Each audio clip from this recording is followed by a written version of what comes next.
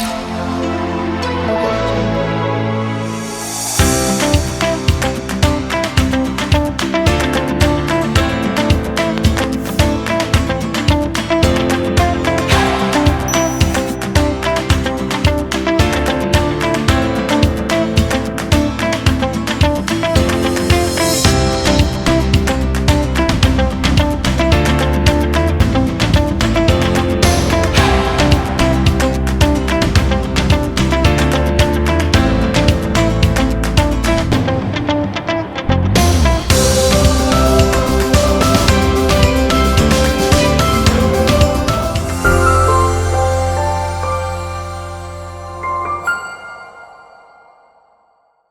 Welcome to Vision IS. We are here with All India Rank 6, Meera, UPSC 2020 topper. Welcome, Meera, Thank you. and many congratulations on your massive success. Thank you so much.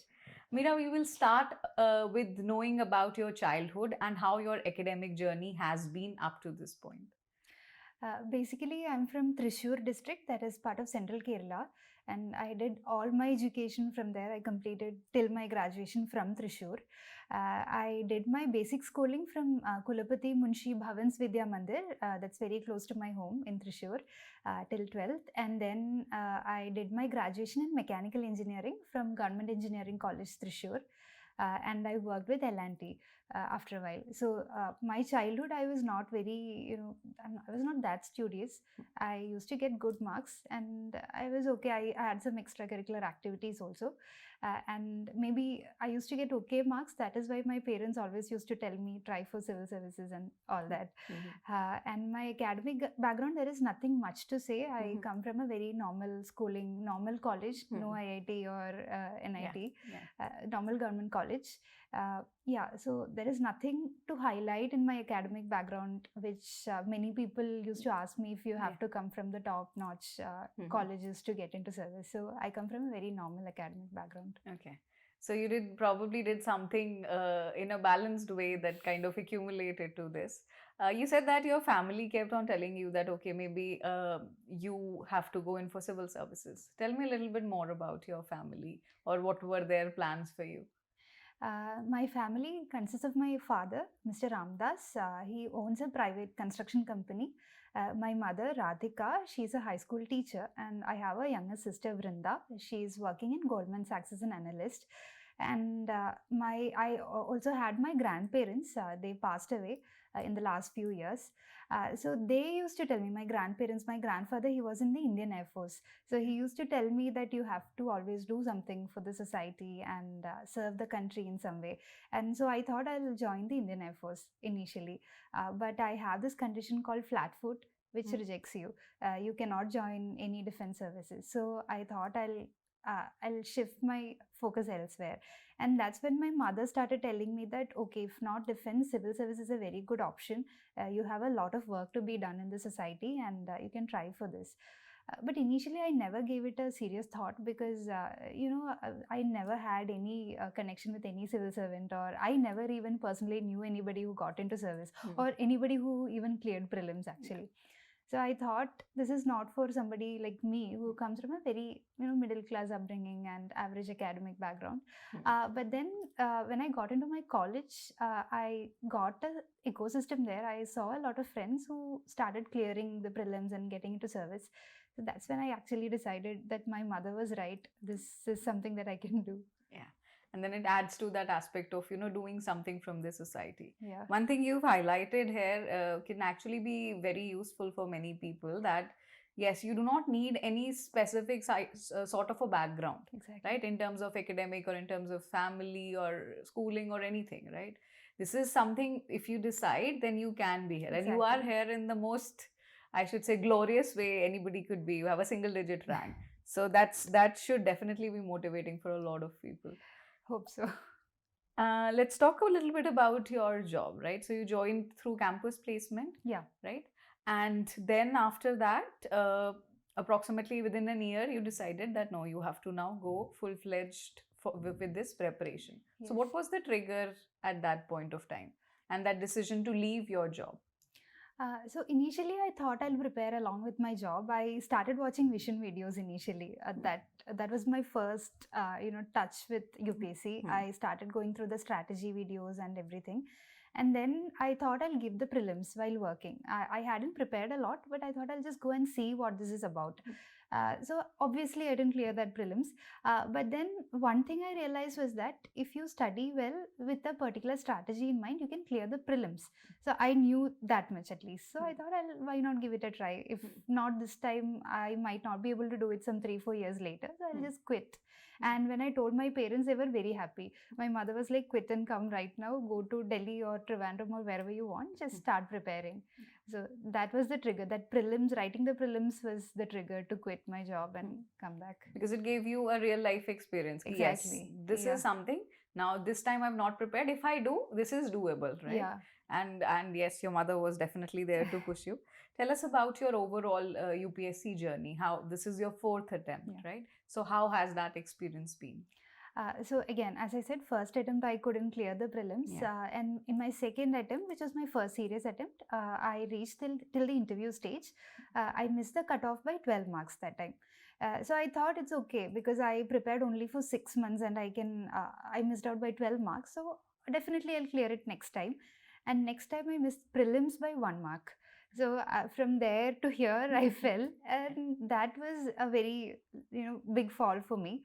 But then again, I was lucky that I had a lot of people around me who kept motivating me, and then some internal motivation, and then I wrote my fourth attempt, and this time I could clear the exam. Okay. Finally. So from interview to no prelims, right? Yeah. This is the seriousness of the exam, which most people don't see from the outside, right? Like Exactly. at one point you are thinking, okay, 11 marks, I could have a service, but now you're starting from the very beginning, right? Exactly. Prelims. So what was the main motivation for you at that point of time, and particularly after not clearing prelims, what were you feeling? So initially, I was feeling very dejected. I started applying for CAT, and I thought I'll change my career, everything. But then, UPSC has this pull that you've put in so much effort, you don't want to leave it all and go and start from scratch elsewhere. So I thought I'll give one more attempt. That's it. And again, obviously, I might not have stopped with the other attempt. But then, yeah, so that was the main motivation, that I had put in so much effort. I had given 2 years of my life for this. So I cannot and again, I cannot be a failure at prelims and leave this exam.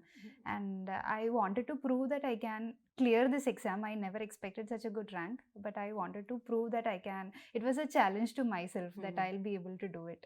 And then luckily my parents, my friends, everyone supported me. So this is actually a good point, that yes, you made an investment and you did well also, right? You went to the interview stage, so that should also in some way be promising. Prelims can definitely be tricky. What do you think worked for this attempt? What struck the chord right? I think I've made a considerable improvement in my interview marks and my mains marks. In both areas, I've worked well. I think in my first serious attempt, because I didn't have a lot of time, I couldn't prepare my optional well.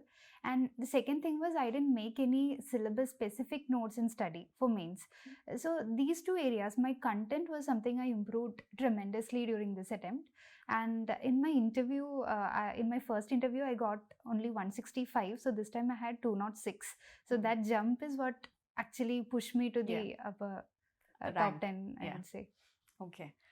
So yes, one is your content, and then definitely working on your interview. We'll talk about the preparation just the way as it is happening. We'll start with prelims. Particularly with the fact that you go to the interview and then you don't clear prelims. So that makes prelims very crucial, right? So what do you think are the important points which need to be kept in mind for prelims preparation? So when I look back, I missed that 2019 prelims by 1 mark. And now I realize that I made a lot of silly mistakes in that. And the sole reason why I made all those mistakes was that I had this in mind, that I'm not prepared well. I've not prepared well. Because in my after my 2018 interview, I hardly had 1 month left for my prelims, and I did something and I went. But if I had a little more faith in myself and confidence and had made some logical, commonsensical guesses, I would have cleared that prelims. Hmm. So I think that presence of mind and logic and that keeping cool and believing that you have done enough is something very important. And I think especially with the changing pattern of prelims and the unpredictability that is happening, especially this year's paper, Yeah. you have to have a lot of cool headedness and use your common sense well to clear prelims. The other thing is practice. Of course, I took test series at Vision. I was a paid user of the online test series at Vision, and I had also taken a couple more test series, and I think practicing more will definitely help you out in that. And especially not just the online thing, you have to, I used to take printout of OMR sheets and make that bubble so that I get that pen to paper experience, Yeah. especially during the corona year. Hmm. So practicing more and believing in yourself is important. And obviously you have to cover the syllabus well and the current affairs well, but yeah. So the application part in the exam, which I think with practice it will definitely develop, and this idea that filling actual OMR sheets that can give you a real life experience, so that Exactly. that aspect of silly mistakes that can be Right. avoided, right? Right. In terms of preparation strategy, were you dealing with prelims and mains separately as separate portions, or was that preparation going on together? Mostly it was going on together, but just 2 months before the prelims, I would shift my focus entirely for the factual or data oriented part of prelims. Okay. But then mostly the syllabus that is overlapping in both the areas, I would cover together. There is no separate preparation for prelims and mains. Okay, so it has to be integrated, but then yes, to when you go closer towards one section, like prelims hai ya mains is coming, then you can shift, right? In terms of current affairs also, I want to ask you, like you said, current affairs definitely have to be a part of for prelims, for mains also. So is there a difference in approaching current affairs for prelims and mains also? I think yes, because for prelims, what you need is more information. You have to know what is happening, but you have to know it in a more factual way. But in mains, if you have something, you need to have an opinion about it. Not the interview kind of opinion, but you have to know the advantages, disadvantages, and everything of it. So that kind of more integrated approach is required for mains. But for prelims, you just need to know that this is happening and this is done by this person or this body, and that's it. But I think we can combine both, because in mains also, if you have a bit of factual information, that will take your answer to another level. Because these days your mains answer writing strategies are everywhere. Everybody's answer will look the same. So if you have one or two more factual information, it might push your score like half a mark, and half a mark is like 10 marks for one paper, 40 marks in GS. Yeah, definitely. And what about the newspaper? What role is newspaper playing, and which newspaper were you reading? I used to read the Indian Express, and initially I used to read the Hindu, but because of Corona and physical unavailability, I switched to e-paper, which I took Indian Express. Both are equally good, and I think I used to take notes out of the newspaper, and then I used to read the background information and everything. I also used to listen to videos of Shekhar Gupta, the print Cut the Clutter and everything, and also the Rajya Sabha TV videos also for current affairs. And then I was a diligent follower of Vision PT 365, Mains 365, and monthly current affairs. I used to take notes out of it and revise it regularly. Okay. Now, when you talk about reading the newspaper that carefully, and also about making notes from that. Now, for anybody who has to start reading newspaper, what is important is the biggest challenge. So if you can give some points about where should one be focusing when one is reading the newspaper, that would be helpful. I think before starting the newspaper, you need to have a good understanding of the syllabus. So, where questions and the previous year question paper. So, because even history and geography, UPSC is now asking from current affairs, some historic event happened or something. So, you have to know the syllabus and then compare it with what is there in the newspaper. But I think you have to read the other news also that is not related to syllabus, because it will give you an overall perspective, and it will help you in your essay, ethics, in your interview. So don't skip the other news just because it's not there in the syllabus. And even sports was asked this time in prelims, so you have to know the important happenings everywhere. So that means maybe, you know, the note making part which needs to be done, that could be done for topics which are related to In the the syllabus. yeah. But then you should be making sure that you are still aware of Exactly. everything else which is happening. Right. Right. I think newspaper is something you should read to know what is happening around you, not just to clear this exam. So And how much time were you taking for reading this newspaper? initially I used to take 2-3 hours because I was doing the background research and everything. But later on, it shortened to 1.5 hours because I still took 1 hour or more for newspaper. Okay. So that just means that yes, you might need to be, you know, grilling yourself a little bit more when you start. As Yeah. you cover your static subjects also, that correlation becomes Easier, exactly. Yeah, because you have a background of most Exactly, things. Then right. you will find that over a period of time, that time will reduce. Right. Okay. About the mock tests, you said you gave mock tests. So what is the number that I want to ask you? I don't have a fixed number. Okay. I solved. There are a lot of question papers available in Telegram. I solved most of it, not most of it, many of it, because I had this phobia of prelims after Yeah. failing it once. But then a good friend of mine once told me that if you do 10,000 questions, that is enough. That is 100 question papers, and he has cleared forest service cutoff 5 times. So I think that should work better. He is a better Okay. authority there. Okay. Yeah. Okay. Okay, so 10,000. No, I think we'll stick. We'd like to say at least 100 papers, because 10,000 for me also it was startling. You know, if we start specifying. So yeah, 10,000 questions. 10,000 questions. Yeah, I Yeah. know, but still, it's like, you know, like that idea, Yeah. like 199. The difference between that, it's a Right. little less to hear. Okay. So did you think with this COVID year also, you kind of got a little bit more time for prelims? Or do you think that uncertainty actually was more stressful? It was both. It was stressful, but at the same time, it gave a lot of time to prepare. So I did a sociology test series in between when the prelims was postponed, like 3-4 months later, and that helped me in my mains tremendously. So it was an opportunity, definitely, but it was also very stressful because there is a lot of uncertainty, and you don't know if you'll fall ill during the prelims. So that was the biggest stress, and if your parents will be safe, so that's always there. Yeah. So it was very stressful. Okay. And let's come to the mains part. What was the basic strategy? Like you said that earlier on you had not covered the syllabus centric notes that you were not making. So what were the sources which you used finally to make your notes, particularly in areas which are more dynamic, which do not have standard sources, like you have security or some parts of IR or things like that?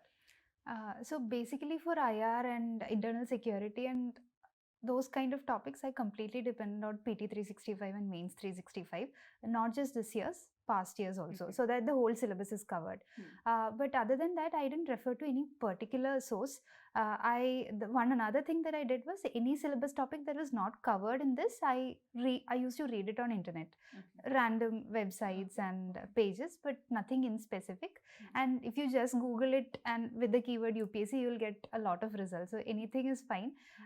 As long as you get a 1.5 page note out of it, that's enough. On each topic? On each topic, term, yeah. Which is there in the syllabus? Each term in the syllabus, especially for GS2 and GS3. Yeah, GS3. Okay. And what about answer writing here? When did you start writing answers? And I also want a recommendation for our aspirants, that what is the ideal time to start writing answers? So I started in my first serious attempt. I didn't get time before the prelims. I hardly had 5-6 months. So I started once my prelims was done. I started I started writing answers. But another thing, very early on in my preparation, somebody told me that if you take handwritten notes out of your basic material when you're reading, it will help you with your handwriting, your presentation and everything. So maybe I was practicing it before too, and because of this I realized that my presentation and my writing speed and my handwriting had improved a lot just before even before I started practicing answers. And then because of this, I had more time to focus on my content. So I didn't do a lot of answer writing, but I wouldn't recommend this to everybody because this is very specific to me. But if your answer writing is, again, answer writing has many parts, so whichever part you're lacking, you have to focus on it. So I had good understanding of question and answer writing skills, so I focused on content. A person not having understanding of the question or writing skills can focus on that instead of the content. Okay. So the parts which you have delineated here, so one is understanding of the question, right? Yeah. So that means if you are hitting the context Exactly. of the question, Right. then you have the content, right?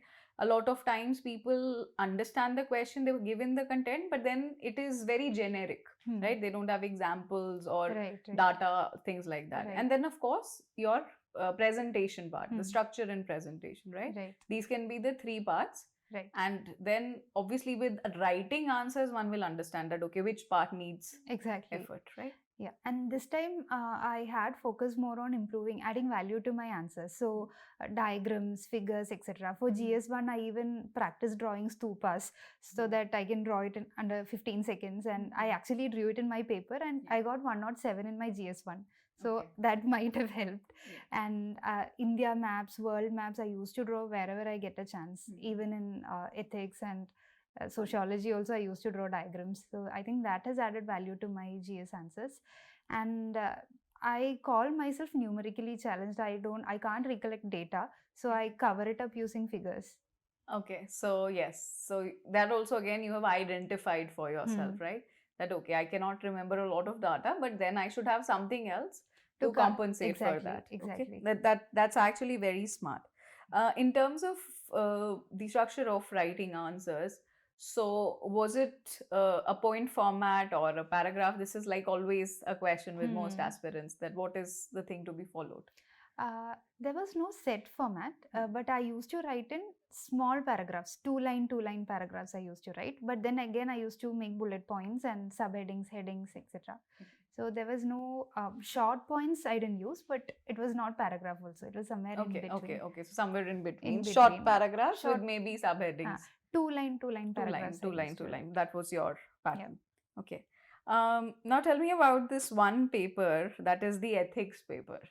That's something which is very new to most people, right? This is not a part of anybody's curriculum. You being a mechanical engineer, definitely not.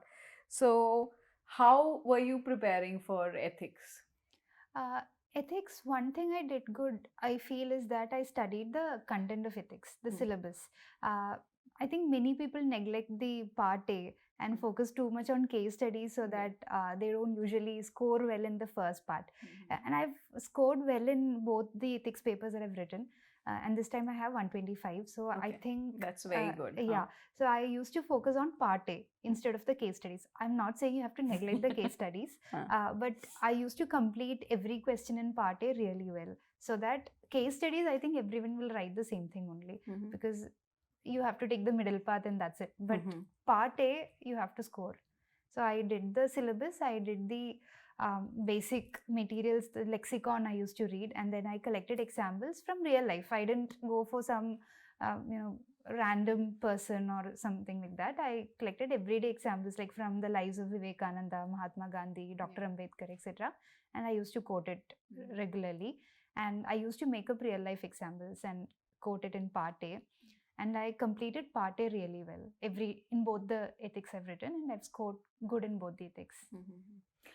In terms of this preparation of a part A and then of course case studies also, if you've prepared that well, I think case studies maybe also you can take that correlation from there, right? That can also be helpful. Right. And then again, there is one more thing. I don't know if this is a thing or not. It's completely my speculation, but you have to be ethically consistent throughout the paper. So in part A, if you're an environmentalist and suddenly for the case study you become a pro-development person, it shows a kind of ethical inconsistency. So if you're writing answers, just try to remain consistent throughout the paper. Then it also appears that, okay, yes, you're a real person and these are your ideas. Exactly. And these are your ethics for that sense. Right. Okay. In terms of these 4 papers and in general, the point or the one problem with these papers are they are lengthy and most people are not able to finish it. So how were you dealing with? Were you attempting all the questions or were you focusing on those questions which you know well? What happened in the actual exam?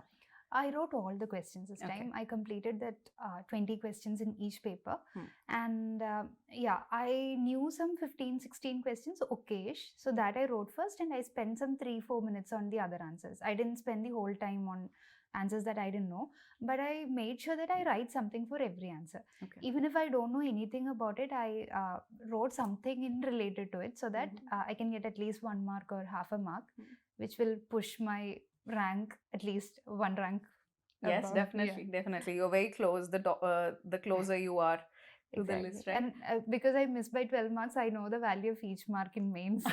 So, Yes. And do you remember any question where you think that you did not know anything, but you still managed to do it? not this time, but in the last mains, there was this question on Bose-Einstein statistics and its importance or something like that. And I didn't know what Bose-Einstein statistics is, but I knew who Bose is and I knew who Einstein was, and yeah, so I wrote it. I Okay. wrote about Bose, I wrote about Einstein, I wrote E is equal to mc square and put it in a box. Okay. And I knew what Bose-Einstein condensate was, that it was the fifth state of matter. So I wrote that. Okay. I didn't know what the actual answer was, but Okay. it reached somewhere It's around reached somewhere the in that periphery. zone. Yeah. Okay. Yes, very free. Touch somewhere. Touch somewhere. So I Yes. got some 1-2 marks for it. But Okay. that's enough, because otherwise I would get 0 in that. Okay. And in terms of practice, let's talk about that. Mock tests. Were you writing any mock tests for mains? Not this time. I didn't go to any institute and write, but I wrote answers every day. I had Okay. a small group, so we used to write some 3 answers every day. Okay. And then towards the end, I wrote some 2 full tests for each paper. Okay. I didn't get it evaluated, but Yeah. I wrote it myself. Okay. Okay. But you had like a peer review already happening exactly. for yourself. Right. Okay. What about essay? Hmm. So essay, kind of in terms of content, we can say definitely there can be some overlap from your GS preparation, but the writing style, because this is a very extensively long thing which you have to write. So how did you prepare for that? I think I got like an average score in essay, so I'm not an authority on it. But this time, one thing I did was that I practiced 4 essays from each topic, like 4 philosophical essays and 4 essays on contemporary issues like feminism, poverty, health, education, etc. And then I used to read a lot of toppers' essays, so that how those who scored well in essay, I used to download the toppers' copies and go through it, so that I can use the quotes and other examples that they've quoted. And again, beginning with an anecdote, ending with something that in connection with the introduction is something I followed. And this time I've also tried to diversify my points, like in multiple directions. So there was this essay on patriarchy and how it's affecting women or in general, and how it's a hidden form of inequality. So most of the people I know, they wrote about the political, economic, the standard pattern. I wrote that, but in addition, I wrote about how patriarchy is affecting men and how it's affecting children and the trans community and the society in general. So that I've covered the first part about women and then used the social political format, and then I've written multiple dimensions also. So that might have helped me in my essay, probably. Yeah. So, but again, for anybody to do that, I always like to stress that yes, you need some practice, right? Exactly. You cannot like just innovate when you go into the exam center. Right. That's one thing which most people do not realize with essay, because this is like the neglected part. GS answers still they'll write, right? But going on to practice an essay is something which is very tedious, which is missed. Right. So I wrote 8 essays, and I think reading essays also helps. Reading essays, toppers, and you get to an idea about their style and everything. Exactly. And I think editorials also helps here. It gives us perspectives about different sides and everything. And they are the long articles, right? In terms of dimension also. Right. And then there'll be a criticism for it in the next edition of the newspaper, so that you know both the sides. Yeah. Okay. So that can actually be a very good suggestion, that when you are reading editorials, you also try and imbibe the aspect yes, this is something I can use in an essay format, paper, right? Yeah. So that can be kept in mind. That's a good thing. Tell us about your optional now. So you come from a science background. Why this choice of sociology? So again, initially I didn't have a lot of time, and I was not very confident with my engineering discipline, mechanical. So I thought that I'll shortlist some options that are good, like materials are available, Yeah. faculties are there, and that are okay in scoring and easy to study. So that's when I took sociology. But once I took it, I realized that it's a very interesting subject, and I kind of fell in love with sociology. So I was thinking of doing an MA in sociology later on. Yeah. So that is when I started seriously considering the discipline, and then I realized that it has a lot of depth. It's not that easy as people claim it to be, and yeah, so that is why I chose sociology. Okay, so you choose because it's the kind of time you had. You Hmm. looked into that, you looked into the sources, you looked into what kind of help you can Help, get, exactly. right? And then, of course, you started liking it, so Yeah. that went ahead. In terms of time, how much time did preparation of sociology take? And when you actually write the exam, right, after prelims, the time period is there. So, how is the division between mains and the optional happening?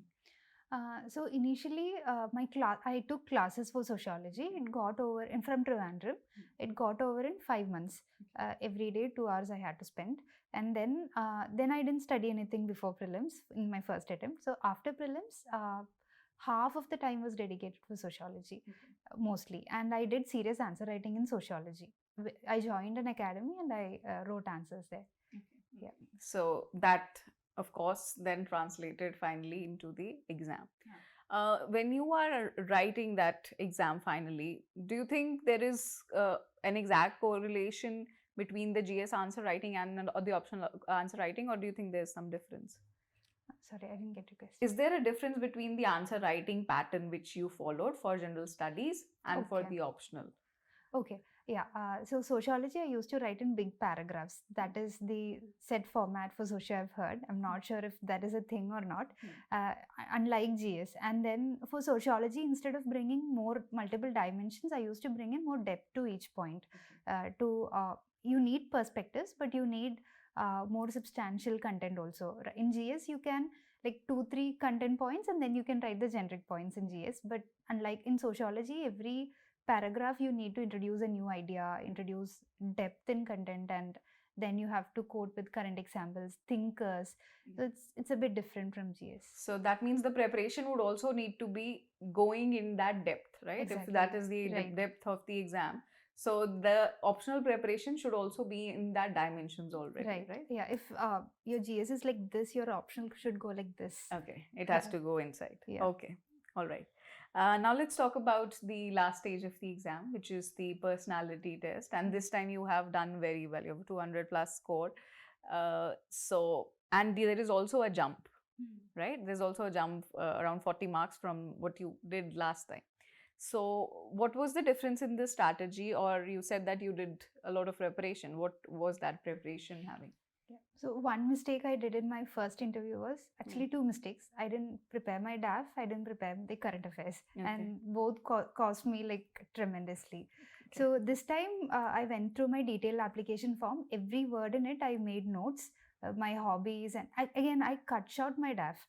So first time I was trying to impress the examiners with my DAF, with my achievements and everything. But this time I kept it very minimal, very simplest, very simple, so that I can prepare whatever is written very well. And yeah, so I prepared the DAF very well. I even went to my local ward member to understand what the issues in my panchayat is and everything. I even tried to attend a Gram Sabha, but it is not happening due to COVID.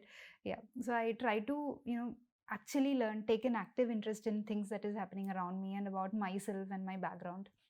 I did the whole syllabus of mechanical engineering actually, so that if any engineering, I went through the basic textbooks. So because of Corona, I had some 3-4 months to prepare, so I had time. And then current affairs, I went through the PT 365 materials that was released for this year's prelims, and I read newspaper every day diligently. I tried making an opinion out of everything.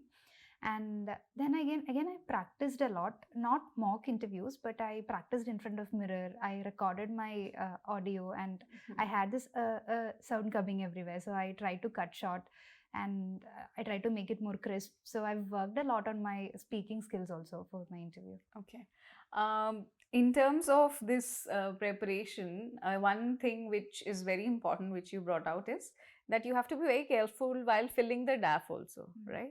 Because that's not something you have to deal with later on. That's again going to be your problem, right? If it's something which is off. So when you are writing anything in your DAF, you should know that yes, this is something which you have to prepare. Exactly. So make sure. This is what we tell about hobbies also, right? We have aspirants coming in and saying, you know, what hobby should I write? Should I write this? Should I write that? So the thing is, if you can defend it, right, it has to be something which you know and you can prepare, right? Exactly. So that's how you go about it. Right. And then, of course, one more practical solution, that you record yourself. You record yourself, you make videos. We all have cell phones now to do that Right. easily. And then you see, because you know, self-analysis is one of the best things which you can do, and one of the most effective also, because sometimes it becomes difficult to take criticism from somewhere else. Right, that is true. And one thing in general I have to say is that you have to be brutally honest with yourself. You have to be self-critical, and you have to take criticism from everywhere that you can get, because you know, the more criticism you get, the more faults you can identify and correct it, so that it won't come back to you later on.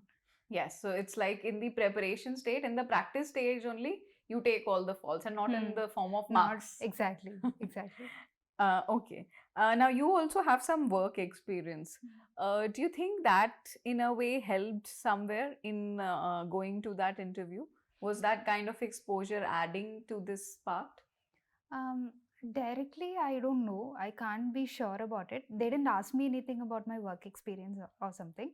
But I think it made me a bit more confident that I have I've worked in a good company, I've worked with a lot of people, and I've seen a bit more of the world, so that I can manage a lot of things. I knew what was right and wrong in the, you know, formal sense, and it also helped me with my deal with my pressure, because I had my work experience. I thought that even if I fail this time, I can always go back to my corporate world. So that kind of help it gave, but direct help, I'm not sure. Okay. In terms of the actual interview which happened on the final day, so now you are prepared. You prepared everything in your DAF, right? You prepared current affairs, you did PT 365. Was your interview on the expected lines of your preparation? It was more or less, because I had extensively covered everything that they could ask. It almost went the way I predicted. The first question itself was about my name, about Mirabai and her historic and sociological importance, and which I had read really well. So that itself gave me a lot of confidence in the beginning. And then in between, they asked me a few questions which I had no clue about, but I said I don't know, because I was very confident that this is not something that I would have I was expected to know. Because I had done everything that was expected out of me.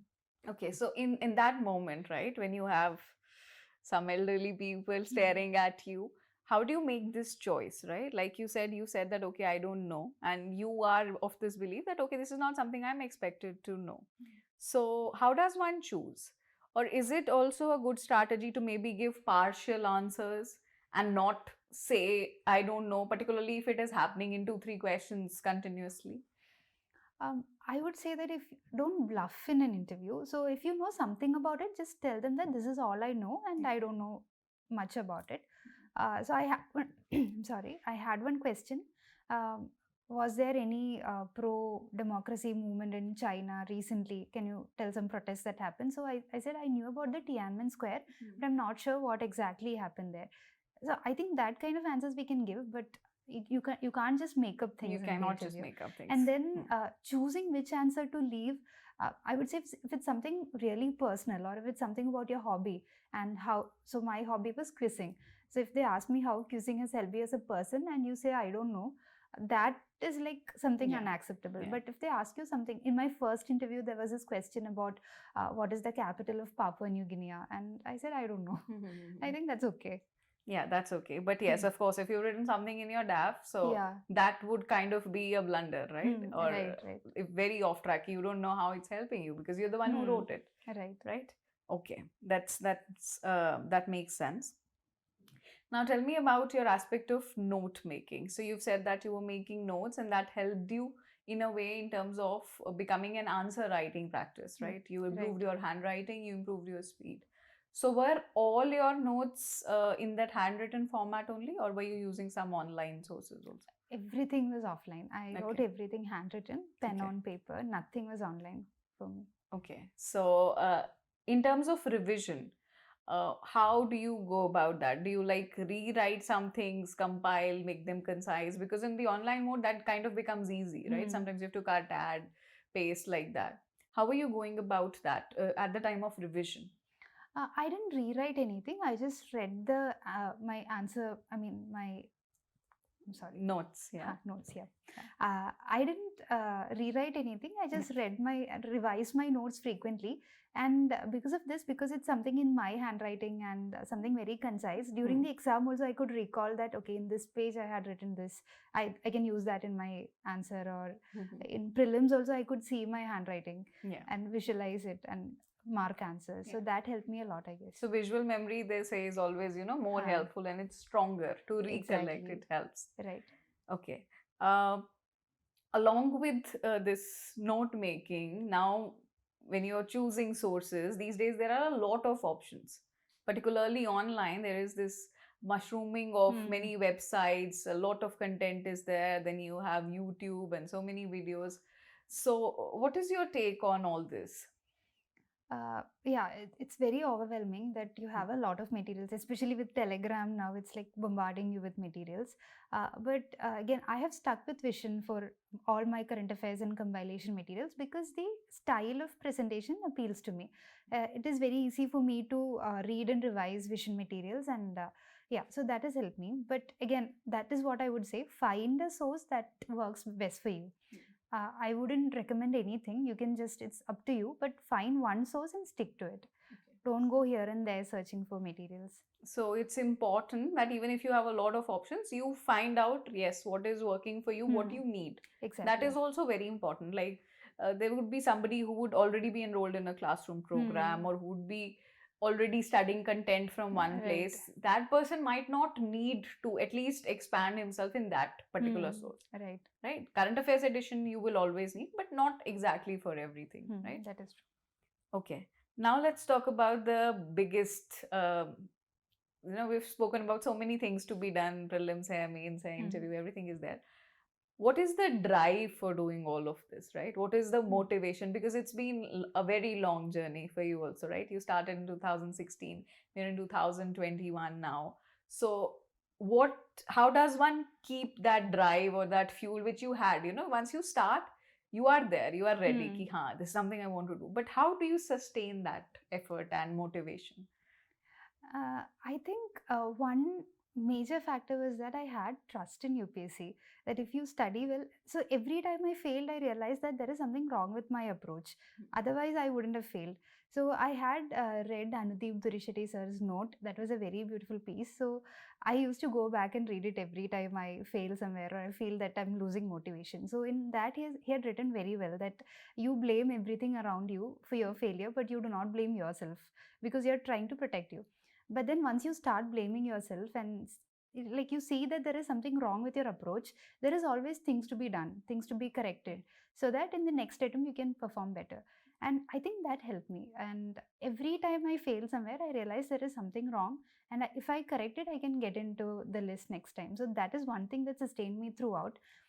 The other thing is that I used to not be so hard on myself during the last two attempts. I used to take frequent breaks. I used to travel, and because of COVID, I couldn't travel a lot, but I spent time with my family, friends, so that life doesn't become all about this exam. There are other things to look forward to in life.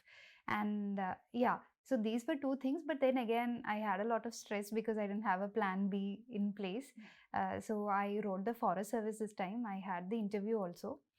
So if some diversity you can bring into your preparation, that will also help you, I feel. So that gives you confidence, right? Yeah. So yes, be kind to yourself. That's one thing you said. And then have faith, right? And be open to criticism. That's what you said earlier also, that yes, be open to seeing your flaws. So that's the only way you can improve. Exactly. So otherwise what happens is that you feel like you've given your best. There is nothing more to do and you're not clearing. And that is that's where the desperation starts. But if you feel like there is a lot of things to be done, it's always like you don't have time. You don't have enough time. I have to clear, I have to do all this in the next 5-6 months. So that is the attitude that will come if you see that you have a long way to go. Yeah. So you have to first look within to find that out, right?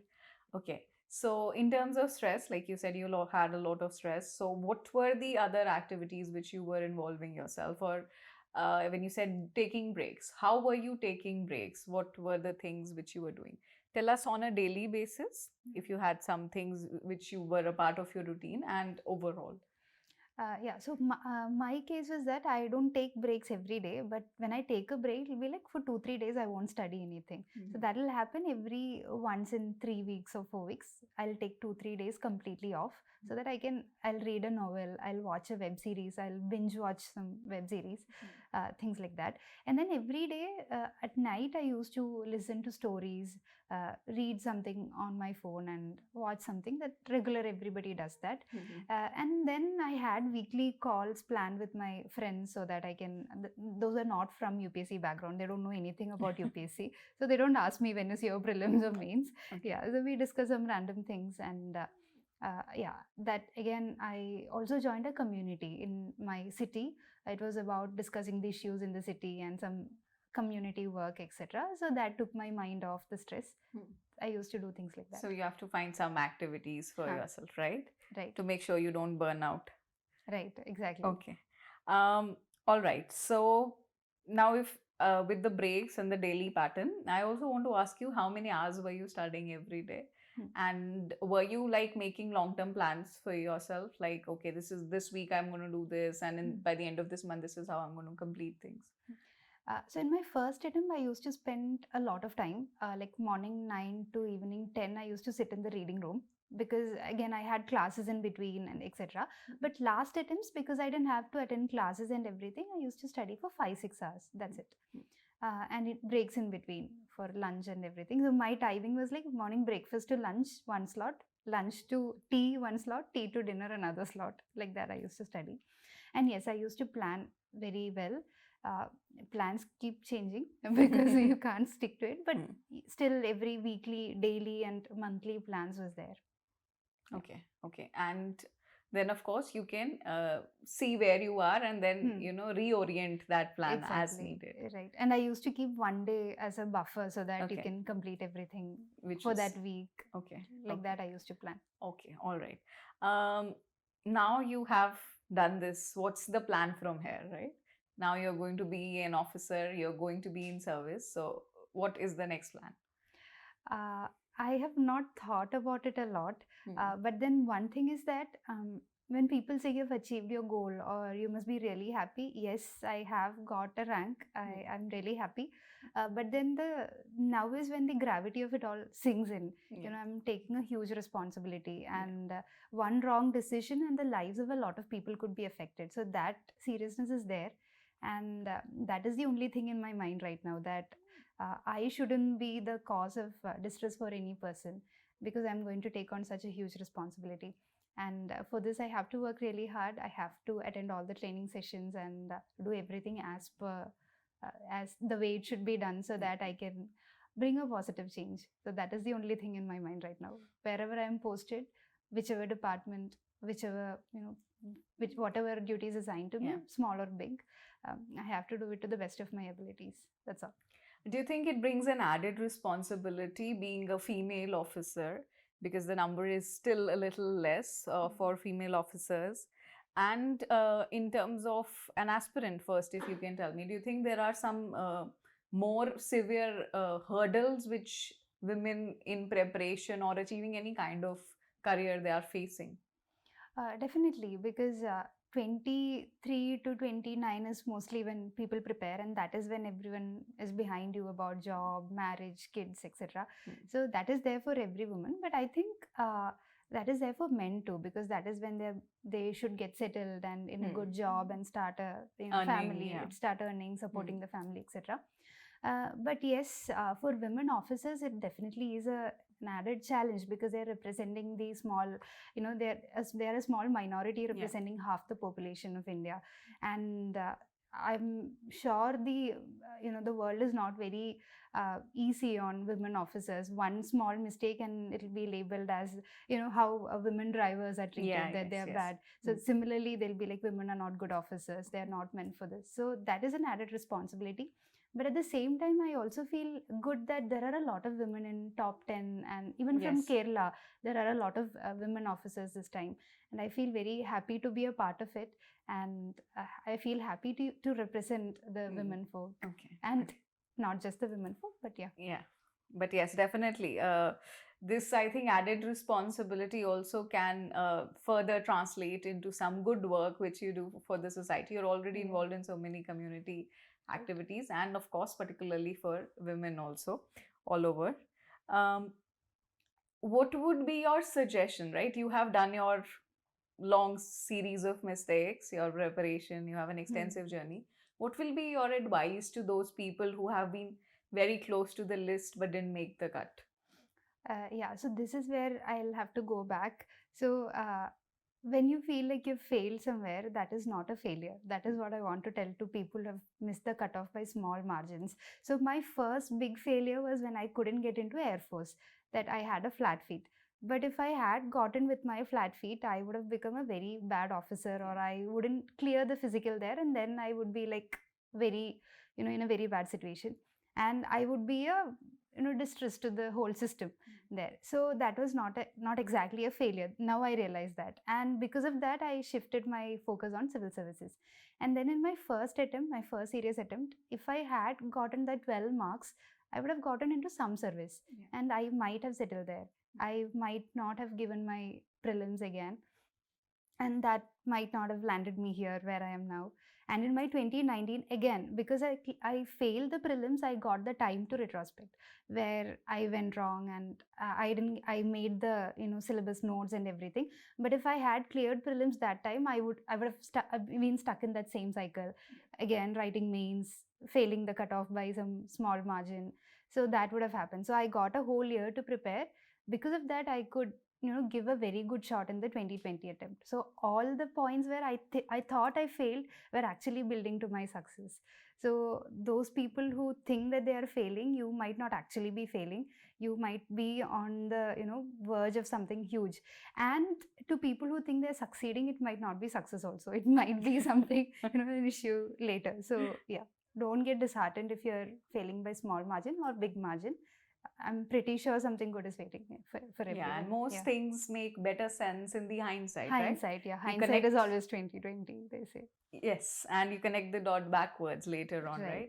So it shouldn't become disheartening. Exactly. Right? Now, we're going to conclude this session with one more last message for all the future aspirants who are going to get motivated from you, start preparing. What is your advice for them? The first thing is that you should be very sure why you want to join the service. It shouldn't be for the vehicle or the bungalow that you're going to get. It should be, your motivation should be to serve the society or to do something positive in the society. And if that is there, I'm sure that even if you fail in the first few attempts, you will keep on trying. And if not, you'll do better somewhere else also. So that is one thing. And the other thing is that that was the philosophical part. Now is the practical side. Treat this as an exam. Don't treat this as a your life, and people are saying I'm failing in life because I failed to clear UPSC. Don't do that. Approach it very strategically. Try to understand the syllabus. Try to understand the previous year questions and where UPSC ask questions from, and how you can squeeze out the maximum marks out of your mains answers and interview, and approach it in a very practical sense. You have a lot of help available online and offline. Take help wherever you can, and plan well, work hard, work smart, and I wish everyone a huge success in their endeavor. That's actually very good advice in terms of two things. One is treat it as an exam, work for it, see what you are doing, and have your reason correct. Exactly. That is, I think, the only thing which can keep you motivated, because this is a long journey. Even if you're doing it in one attempt, then also it's going to take you at least 2 years, right? The whole preparation and the exam process. So if you know why you are doing it, that's the only way you will get through, right? Exactly. Meera, you are extremely honest and in everything you have said, and your humility and I should say very practical advice, I'm sure is going to be very helpful to our aspirants. Thank you so much for giving your time to Vision IS and to all our aspirants. Thank you so much. Thank you.